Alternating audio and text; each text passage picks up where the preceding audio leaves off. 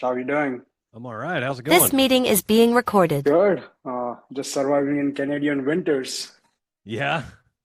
Yeah. Where are you joining me from? We are in Kansas City. We've got a nice balmy 70 degrees today, which is completely unusual for early February. Oh, So, nice. I'm jealous, man. It's like it's weird. Last 1 week, it's been crazy over here. yeah, Yeah. wild stuff. But all right, guys. So I have Mitch here with me, and first of all, let me tell you, it's an honor to have him because he is a pretty big deal. He has cracked some of the things most people in the trades are dreaming for, and that's why it's an honor to learn from him. And I'm pretty sure he has a lot to share. But before we get into any of it, first I want to ask Mitch, what are you up to these days? What am I up to these days?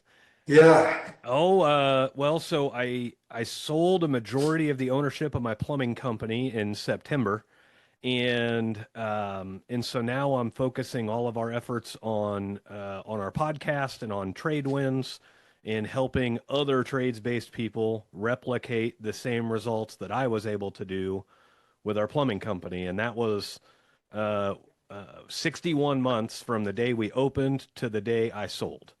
And so we created a business from nowhere, and in 61 months we had it far enough along to where we were able to sell it off. So Understood. And you guys only did one thing, plumbing? yes, yeah, that's all we did was plumbing. Didn't ever branch into HVAC, ironically. So I still own a small piece of it, and ironically we're now considering branching into HVAC and really kind of scaling the business up. But yeah, all we did was just plumbing. That's wild. 61 months from zero to almost like the dream business people want to have. So first of Yeah. all, let's just focus on that piece. Would love to know more on how did it start? What was the scaling journey? And what was at the peak? How many people you had? Any background you want to give us? Yeah, yeah. So we opened in August of 2020. August 1st, 2020 was a Saturday. That was our first day in business.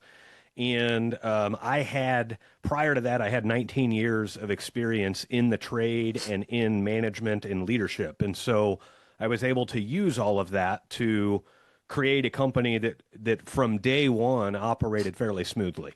I spent about 8 months preparing to start the company, as far as getting our software in place and getting some processes in place and all the things that it takes to bring a company into existence and getting the first truck built and all of that stuff.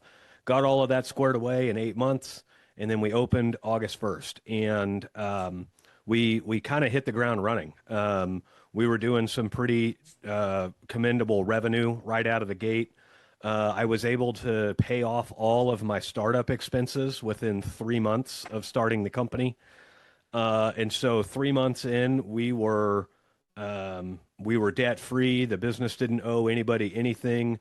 And when I say that, I loaned the business the money to get it started, and that I was able to pay myself back all of that money within 3 months. And so 9 months later, we already had 200 five-star Google reviews. We hired plumber number two. He is still with me to this day, and he is still the number two man in the company.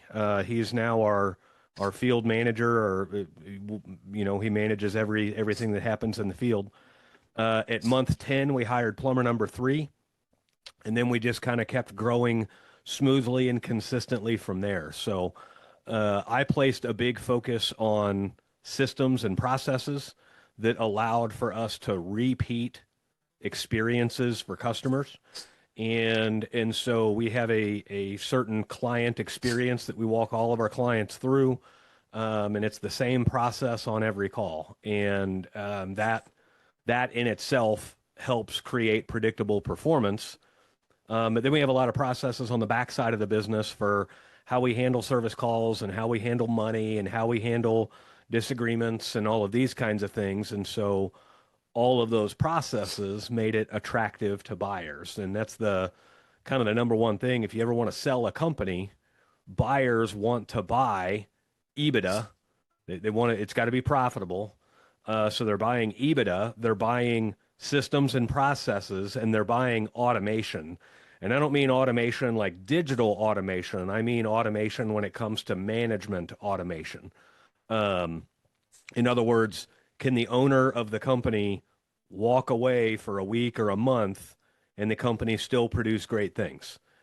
If the owner is involved in the day-to-day operations and his involvement is required, then you don't really have a sellable company yet because they're not buying a company, they're buying a product that you deliver, right? And so we kind of built everything to where everybody is empowered to make their own decisions through good processes, and that allowed me to step away for long pieces at a time and kind of test the theory, and so we had a sellable company at that point. Understood. So just to repeat the three things for our audience. So it's EBITDA, automation, and what was the third one? The systems and processes. Okay. And when you say systems and processes, it includes everything like, wow, invoicing, software, finance, everything that's repeatable, right? Yeah. Yeah, Okay. basically, like most of our systems and processes are very customer centric. How does this behavior or action impact the customer? And we have a rule in our company that if it's going to work in our company, it has to serve three things. It has to serve the employee, it has to serve the company, and it has to serve the customer. And if it doesn't serve those three, it doesn't happen. And so in other words, we don't get selfish with those. We don't make our employees do things that only serve the customer. And we don't make our, we don't do things that only serve our employees that kind of steal from the company or the customer, or we don't do things that only serve the customer and the employee and then leave the company out of it. Like all three of those things have to win for us to take on a new idea. We look for that triple win every time. No, that's great insights, and I think it's a it sounds like your playbook, which is repeatable, and the basis of those things are the three things which you just said: people, company, and then customers Yeah. at the end of the day, because those are the most impacted areas. But now going back, you said you started this company in August of 2020, Yes. and then you were just you scaled it within 9 months. Was it during COVID? Because it's I think it's COVID, right? Yeah. Yeah. We committed to starting the company in January of 2020, late January of 2020, almost February. My wife and I committed to start the company. And then we spent the next 6, 7 months building everything and getting it all ready. And when we committed to starting the company, COVID was being talked about, but it wasn't really what it would become in March. And so we started putting all of our things in place and all of our things in motion. March comes around, COVID's now really talked about, and it's having big impacts on everybody. And there was a gut check moment where it's like, are we still going to do this? And we decided yes. And so we just stayed the course. And as luck would have it, COVID was actually more of a help than anything because we do residential and light commercial plumbing service and repair.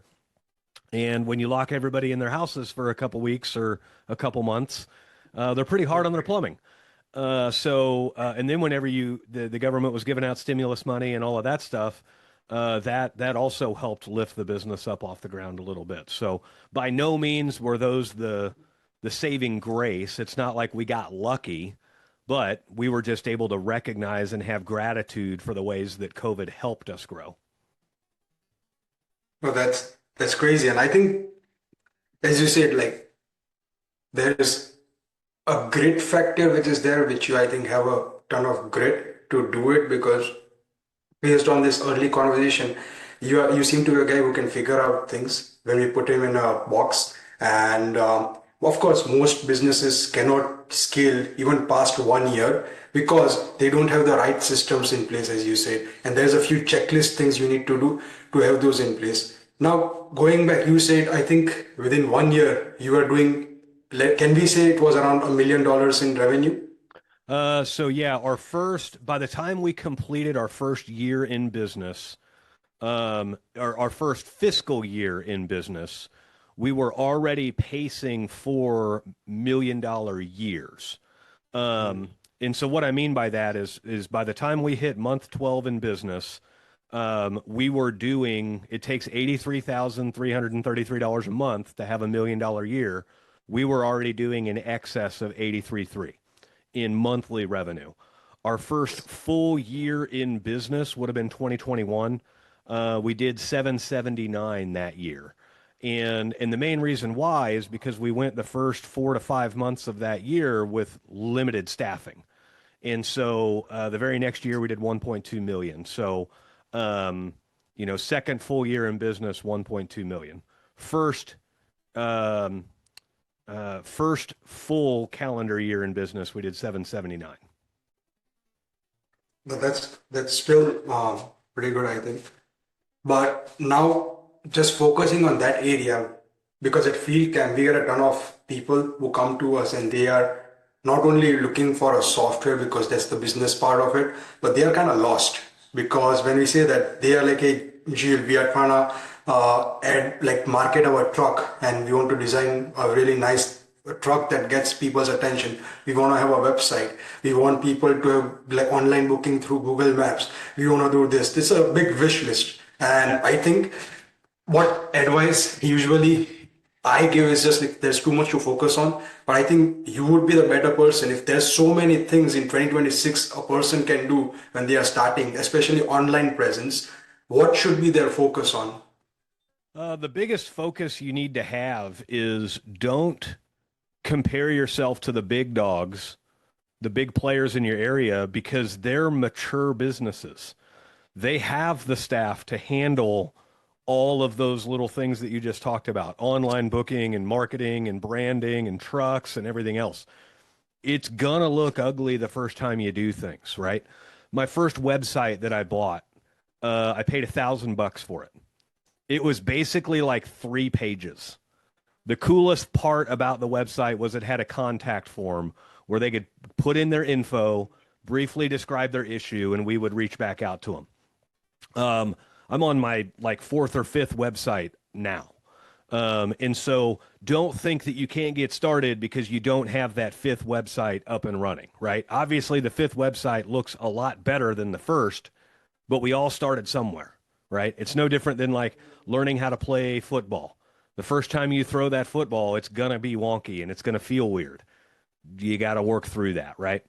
Other things that I would say is don't worry about the big initiatives people are doing because you can't handle the call volume that comes from those big initiatives.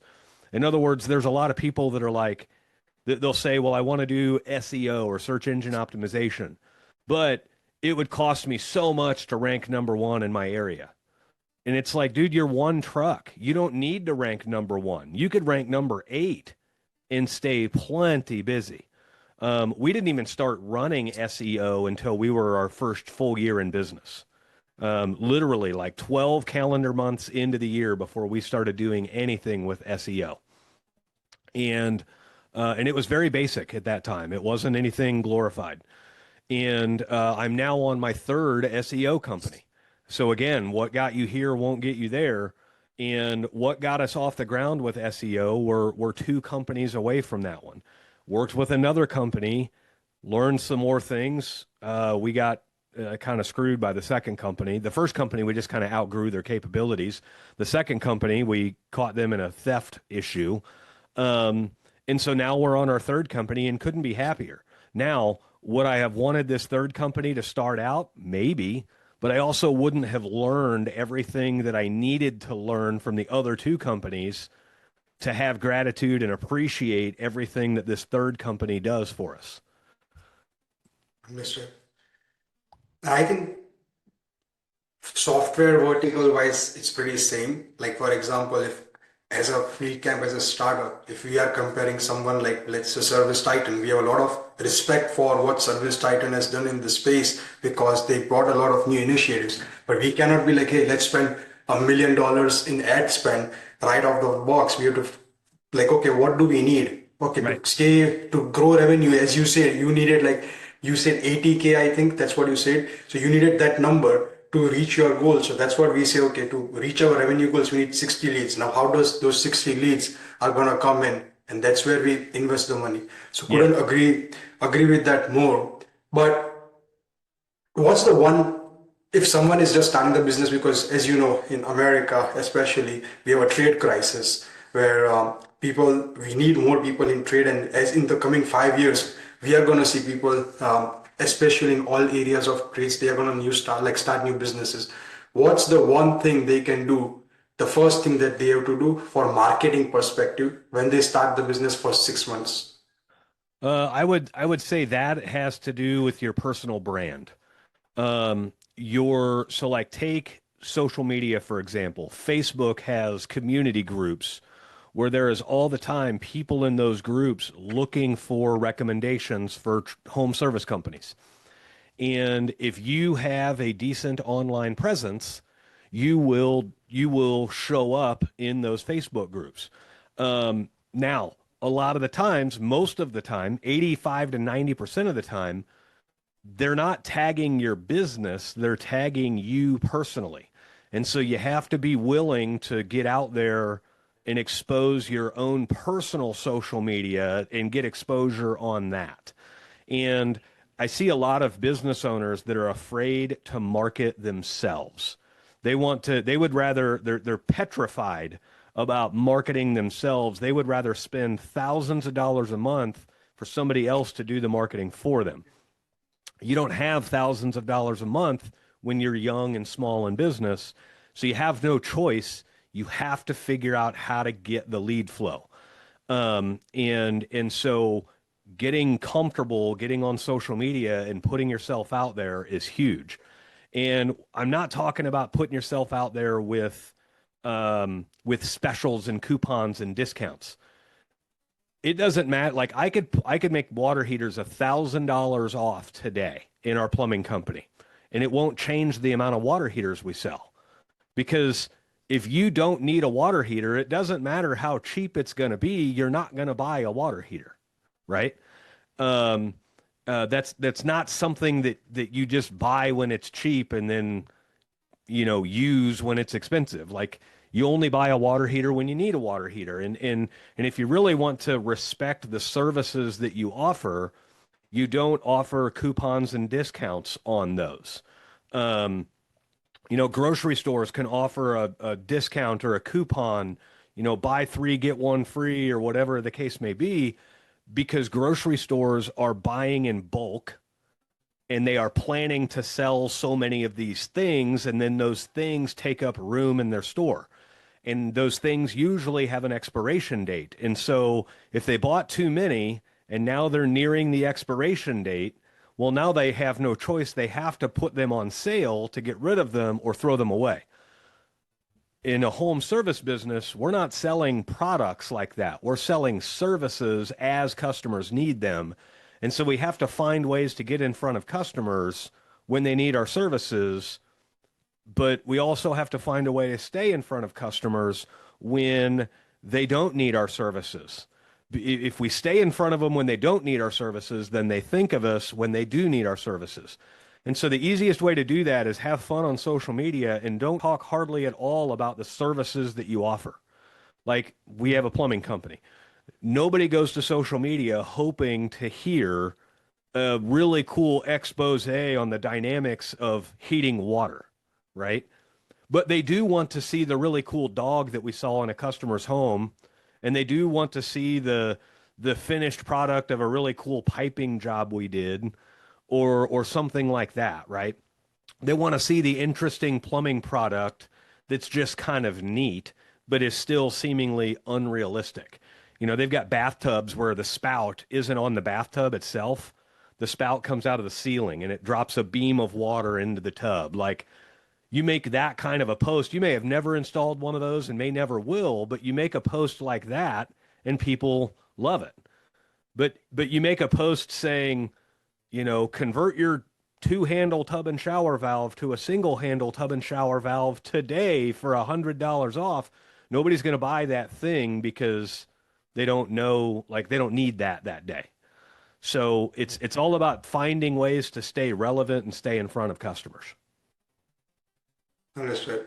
I think that's pretty nice that focus on one thing, but don't make it like you're selling features. Don't be the salesman. Be the guy who is having fun doing their job. And I think people are gonna respect that more. And I think that's some great advice. Now, shifting gears a bit towards more established companies, because that's also something we deal with. And 5 people teams, 10 people teams, 20 people teams. Now, at the peak, what's the maximum size of team you've managed? Um, so I have managed, trying to get this music to stop there. I have managed teams at the $8 million revenue point and 22 plumbers.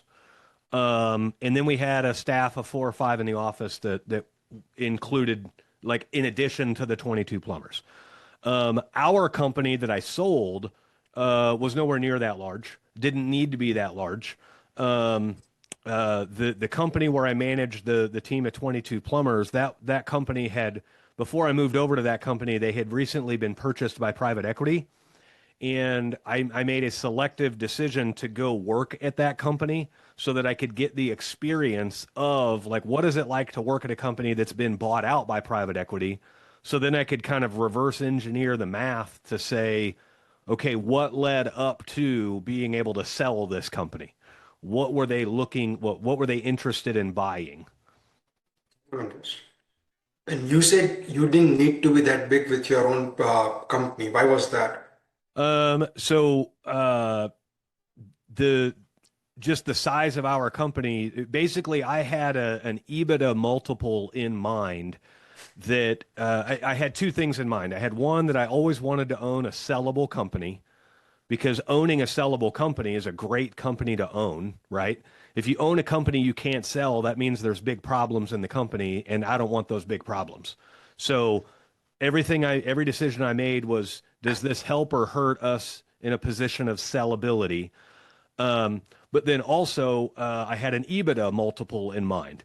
And if I stayed in a position of owning a sellable company, and I ever got an offer that hit that EBITDA multiple, I was taking it.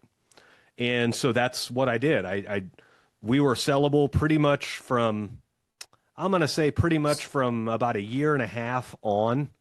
We were sellable. And then it was just getting the systems and the processes in place to get the EBITDA multiple up there. And so then I got an opportunity at the right multiple of EBITDA, and I took it.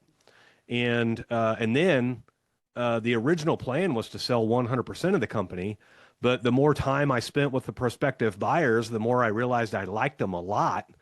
And so then we, like in the ninth inning, within like 2 months left of, like, we were 2 months away from closing everything on the sale, we made a last minute decision to leave me on as a small percentage of ownership, because I can easily see these guys taking this company even farther than what I was able to do as an individual. Understood. And how did these guys found you, or did you find them? So I worked with a business broker, and Okay. I signed an exclusive listing agreement called an ELA with a business broker, and they were marketing the company for us. Understood. Yeah. And now going again to the connecting the dots, you said 22 people team, that's the largest you have managed. And you said Yes. I think 3 office staff or 4 office staff to manage that crowd. What's the dynamic? Like if someone, when I say dynamic, what I'm asking is, let's say it's a 5 people company currently, and one owner is managing those 5 people. Now, first of all, the first question is when they should really think of hiring an office admin or person to manage it. And secondly, what should they give it? Because most people, most owners, they would love to be in control of everything, Yeah. end-to-end business, and then the person just leaves because they didn't have autonomy of working. So, how do you think of these dynamics coming into equation? Yeah, so in trade winds, we coach people through this exact process or this exact problem that you're talking about, and when is the right time to hire and who. And it's our philosophy that you want to hire out your answering of the phone first. That's the first thing that you need to hire. And when I say first office position that you need to hire and fill, there are some guys that will run and answer their own phone for a while, and then they'll hire a revenue producer. They'll hire somebody else in the field, and then they're kind of answering, they kind of run less calls in the field, and they're kind of picking up the brunt on answering the phone. And that's fine. That's great. But the faster you get to hire somebody to answer your phone for you and handle all of your CSR work and all of your dispatch work, the faster you'll grow as a company. And if you think about it, it's just logics, right? If you called Walmart, you wouldn't expect Sam Walton to answer the phone, right? You expect a business to be large enough that it's not the owner that's doing all the things. And so also owners are the worst people you want on the phone. Owners diagnose over the phone too much. Owners are very good about trying to solve problems over the phone or quote pricing over the phone. In other words, owners break away from their own systems that they know work. And so when you hire somebody to answer the phone, well, now you have somebody where that's all their job is to do. And now whenever that person, the person on the other end of the line says, well, what's something like this cost? The person answering the phone says, I don't know. I just answer the phones. But when the plumber gets out there, they'll be able to go over all that pricing with you. Okay. But meanwhile, if it's the owner answering the phone, then they can't shut up. They talk too much. And so they're gonna be loose-lipped about what it costs and all of this kind of stuff. And it's just a weird dynamic there. So getting somebody to answer the phones and handling your office work is imperative to the growth. Yes. And how do you think AI is going to change that? Because when I say that, uh, there's two analysis. One, AI voice agents, AI receptionist. Yep. Every software vendor is trying to integrate that into their stack because, as you said, that's the first problem to solve. That's such a basic problem. There's a first Yep. part. And second one is the dispatching piece of it, where how you can use AI to do the complex dispatching, like who is going to bring us the most revenue, close rate, etc., technician, urgency, emergency, all those stuff. And like currently, the reason I'm asking only these two things, voice agents and AI dispatcher, because in AI dispatcher, we are the authority for FieldCamp. Even if you search on ChatGPT, there's a 99% chance FieldCamp shows up and it recommends us. We get a ton of conversations around this, but I want your take on how do you see AI affecting the office part of the equation? Yeah, it's kind of weird. I think that comes down to customer expectations. So if you're a one-man shop, customers are probably not expecting you to have a very clean and polished AI agent answering the phone. And I love AI. I embrace AI as much as I can. However, in a service business where we're delivering a specific experience to the customer, um, we have not adopted AI phone answering yet, simply because it doesn't align with delivering the customer an impeccable level of service yet. I think it's going to get there, and it's probably going to get there much faster than we think it will. But in other words, a year ago, I would have said no way even close that we would do AI agents.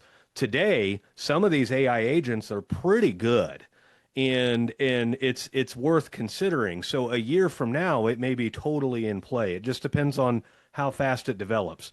But right now, I think a lot of people, they're so used to calling companies and being put on hold or dealing with an AI agent that doesn't answer their problem very well or whatever. It's just not quite there yet for for a disposable income service that we offer, right? It's totally different than if you're doing, like, if you're the trash company. People have to have trash every week, right? So the trash company may have an AI agent and it won't hurt them business because that's not a high service, and it is a service industry, but like very rarely do you see the trash guy, right? It's kind of a behind the scenes service. Medical field could totally pull off AI stuff because for one, people understand medicine's big, but for two, the wide array of people calling in, right?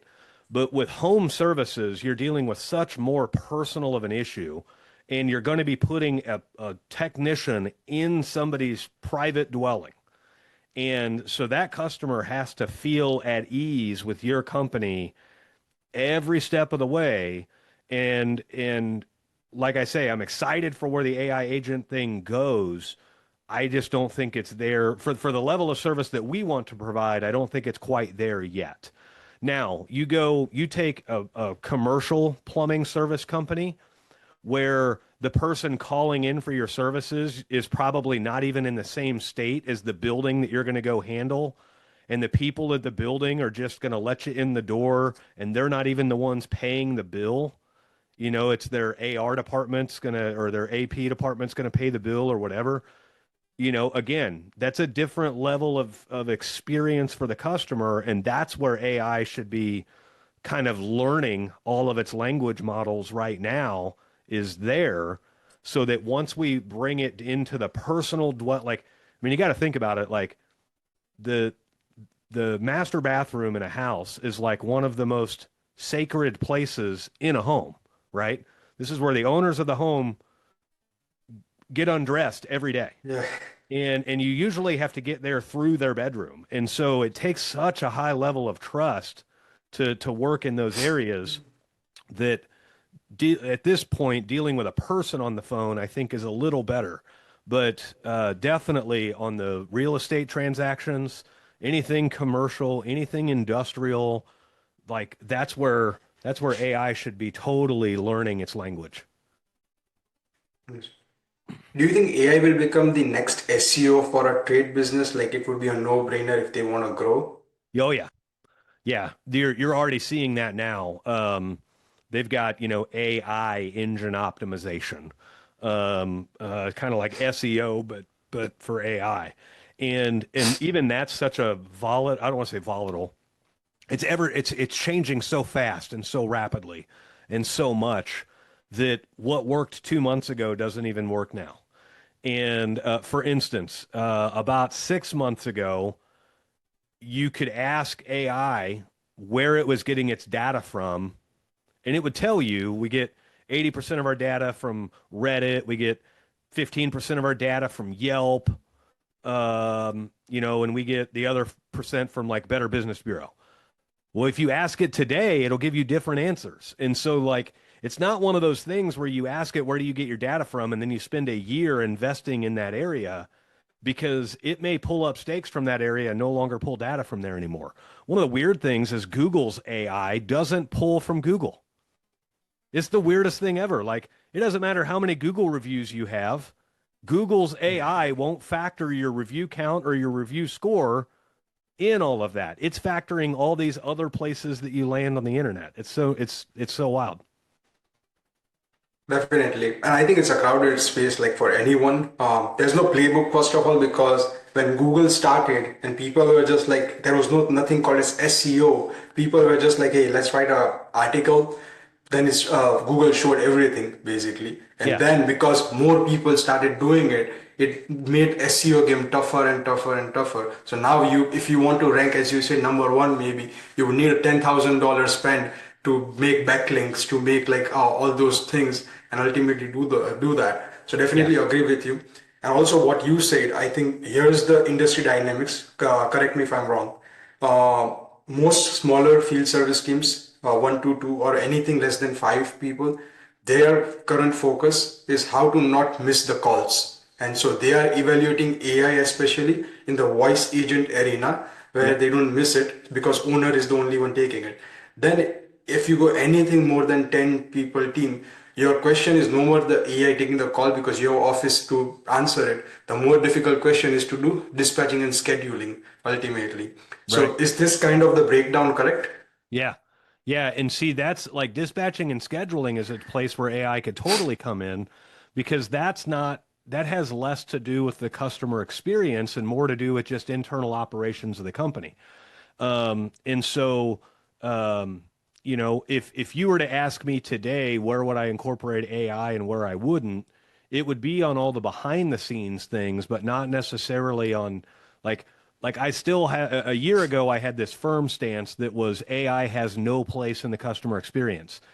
Well, it's getting better so much faster to where now AI definitely has a place behind the scenes of the customer experience, but I don't think society's quite ready for it yet in on the front lines in such a personalized service.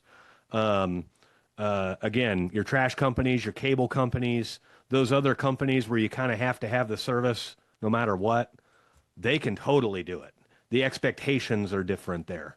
But if you were to invite the trash guy into your master bedroom, you wouldn't want to do that through an AI voice agent. You would want to do that by talking to him first. So, Yeah, definitely. And if someone was evaluating, let's say, because now if you are starting a business, 2026, you started almost 6 years back, but 2026, if you are starting a business and systems in place for 6 months, as you said, and the first thing I think you would do is a system of record. So everything is getting recorded as a yep. system of record. How would you evaluate a system of record? And what would you look for? How did you find it, etc. in 2026? Yeah, yeah. So that really hasn't changed a lot. It so one of the things that we coach everybody on in TradeWinds is as you're looking for a records management system, a CRM or a field service management software, um, look at quite a few of them, and then find the one that you feel the most comfortable with. Ignore popularity. Find the one that you understand the most and that you feel the most comfortable with and go with that one. Um, Changing CRMs is one of the most painful things to do in a company ever, right? And so it's okay to move the timeline of starting your company because you haven't gotten a CRM figured out yet. And I'm not talking move it 6 months, a year. I'm saying if you wanted to open August 1st, but you didn't have your CRM in place and it's going to be August 14th, you're going to push it back a couple of weeks. It doesn't take long to get up and running on a CRM. But, um, prime example, when I started our company, I was looking at three different CRMs. One of them was Service Titan. I called up Service Titan. I already knew we were going to grow and be big, but at this point, it was just going to be me in the field, and my wife was answering phones. And so I called up Service Titan and said, I want to get on your platform. And they said, well, how big are you? And I said, well, I haven't even opened yet. I open in 2 months, but I'm very savvy with CRMs, and I know buyers love to see people on Service Titan, so I want to get on Service Titan. And he said, well, how many trucks do you have? I said, when we open, we're just going to have one, but we're going to probably be up to 3 trucks within a year. And the salesman laughed at me, laughed out loud on the phone. And he was like, ha, ha, ha, you're too small for us. Call us back when you have 3 trucks. And what's funny is now they call at least 4 times a year trying to get our business. And it gives me an opportunity to return the favor to them and laugh at them and say, hey, if you didn't want me when I was little, I don't want you Mhm. now, right? And in now with technology and AI and all these other softwares that are out there, you guys have a great opportunity to come up with a product that is far and away better than Service Titan, um, just because the technology is there to do so. So, and it's more accessible for everybody. Exactly. And that's our like mission at FieldCamp. Currently, we do a per user pricing, but like how we are progressing is first of all, in mid of 2026, we wanna have a cheap tier that is affordable for a 2%, 3% crew because even if it's more than $200 a month, it's out of question because people would question it twice for a 3 people team that hey, it's gonna be expensive. So now with AI, the basic product which people need as a system of record, it can be commoditized and we can get it to under like $100, for example. Yeah. And then for eventually where we want to head is outcome based. Like AI is going to help you do a lot of things, as you said, make decisions like dispatching, pricing, should you price your service, for example, based on the data that you have. If as a software, if we are able to help your business, then basically that means like you pay only for the outcomes that the software help you achieve rather than the system of record. System of record is going to die in next 5 years, and Yeah. there's going to be a ton of change, especially in the software industry. And we are already seeing people come to us and they say, hey, we went to Lovable, we went to base 44, and we built a small software of what we want. Is this something that you guys have? Rather than coming blank into a demo, not knowing what they want, people are coming more prepared. They've done their research on ChatGPT, and they are like, hey, you know what? We this is and we have got I have got emails from customer like, hey, this is a lovable prototype. How about you guys customize this and like do it for us, Yep. especially and complete it. And like we are going to see a lot of IKEA effect. That's what I call to all the people. IKEA effect is where IKEA gives you the building pieces, but you build the software that you want. And that's the second part of it. But definitely, we are on the same lines of that. And now, towards the ending of the call, I know you have to rush out, but would definitely, I know two or three things, correct me if this is wrong. You did something very different to get attention of the crowd, especially for your business. For example, free plumbing repairs, if I have heard them Yes. correctly. What was that about? Yeah, so we have a program in our company called Family First, and basically what it is we find people in the community that have necessary plumbing repair needs, but they just can't afford them. And so once we get in touch with those people, we put them up on our schedule on the first business day of each month, and we handle those plumbing repairs free of charge.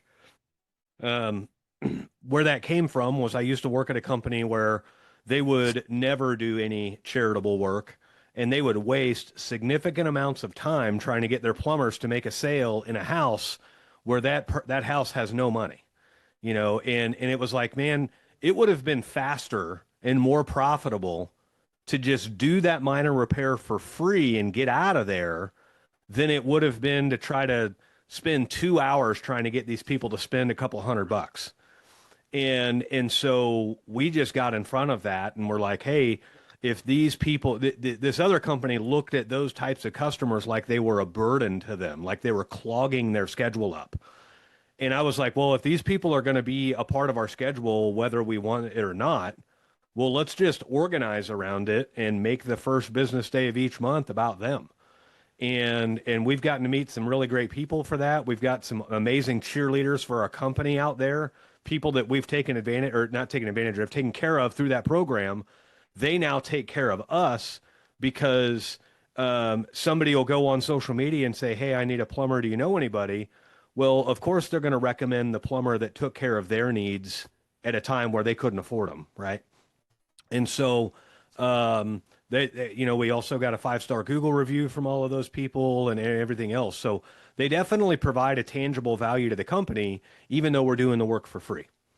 So, um, we've got a couple of unique things that we did with our company that were unheard of. We have another one called the 10,000 hour guarantee.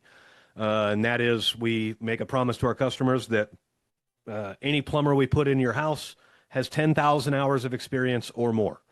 That's 5 years of experience. And so not a lot of companies, I don't know of any company out there that can make that statement. But every one of our plumbers has a mastery level of experience. Um, and lastly, the other things that we did to kind of put ourselves out there in front of customers and be different was we created a YouTube channel and we put a lot of videos on YouTube. And I'm looking at it right now. We've got almost 27,000 subscribers on YouTube on our YouTube channel. And that actually becomes a revenue source over time. Once you get enough subscribers and your videos are good enough, you can start getting paid to be a content creator on YouTube. And so, that was kind of sweet too. The goal there on YouTube was to try to earn enough money to offset our ad budget, and then we could run twice the ad budget as anybody else. And we never quite hit the goal, but we definitely made a giant dent in along the way for sure. Definitely. Like, guys, if you're listening this, these are some like two or three tips right here, which first of all doesn't require money upfront. This is what brand building is really about. Right. And I think those are some two or three great ideas that are what does it mean to be unique in your marketing that doesn't require any money, first of all. So, great lessons. Time for a rapid fire. What's your favorite book?